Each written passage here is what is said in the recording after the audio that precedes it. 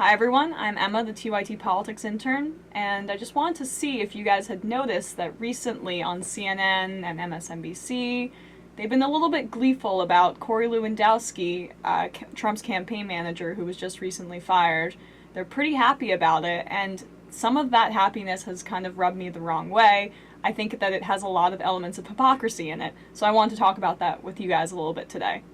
So, Lewandowski is that lovely guy that everyone's been talking about. He maybe assaulted or grabbed aggressively a female Breitbart reporter, amongst a bunch of other stuff. Apparently, he doesn't even teach Trump what a ground game is. They have no ground game in place at all.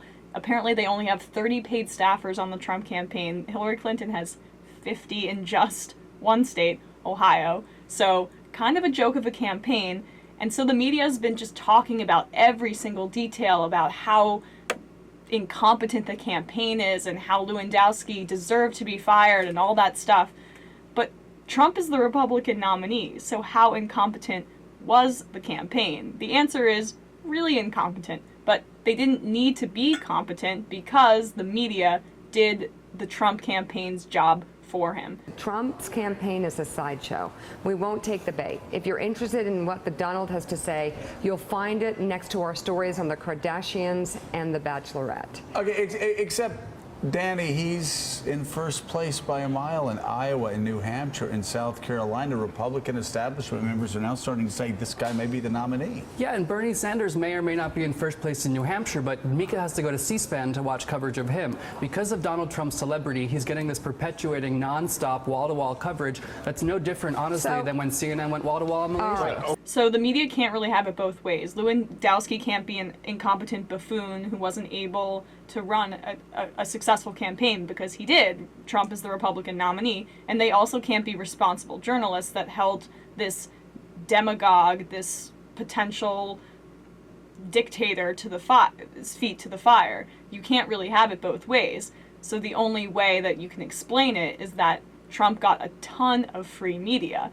And that's actually the case when you look at the numbers. MSNBC and CNN have been the worst offenders, mentioning Trump more times than Hillary Clinton and Bernie Sanders combined, who were the second and third most mentioned candidates, respectively. It wouldn't surprise you to know that Hillary Clinton was mentioned substantially more than Bernie Sanders. And in total, in all of TV, Donald Trump has been mentioned more than double the amount of times that Hillary Clinton has been mentioned, and 4 times the amount that Bernie Sanders was mentioned, and 8 times the amount that Ted Cruz was, his second runner-up. And versus all of the other 16 Republican candidates, Trump has been mentioned over 57% of the time. Versus all 16 other candidates, he still has a majority of the amount of times Republican candidates were mentioned on TV. So that's just a stunning number to me. So you don't get to be gleeful about Lewandowski's departure when you covered everything that Trump said from wall to wall, from every booger he had, from every speech he said. You would cut out of Bernie Sanders' speeches just to show the crowds at Trump's rallies waiting for Trump to come on to the stage. You don't get to be happy that an incompetent guy was fired when you are the reason that Trump is the nominee, when you were the reason that he wasn't fired way back, when you're the reason that Trump is in the place that he is in now. And you also don't get to be super happy about Elizabeth Warren calling him out on Twitter when that's what you were supposed to be doing. So you know that we're living in a topsy-turvy world when Elizabeth Warren and other politicians are tweeting and calling out Donald Trump and doing the media's job, and when the media is doing the campaign manager's job of a demagogue, of a bad guy, of someone who contradicts himself within 2 minutes of what he says. You just don't get to feel good about that. And that's about women being raped. It's not about criminals coming across the border or entering the country. Well, somebody's doing the raping, Don. I mean, somebody's doing the. You're saying it's women being raped. Well, who's doing the raping? Mm-hmm.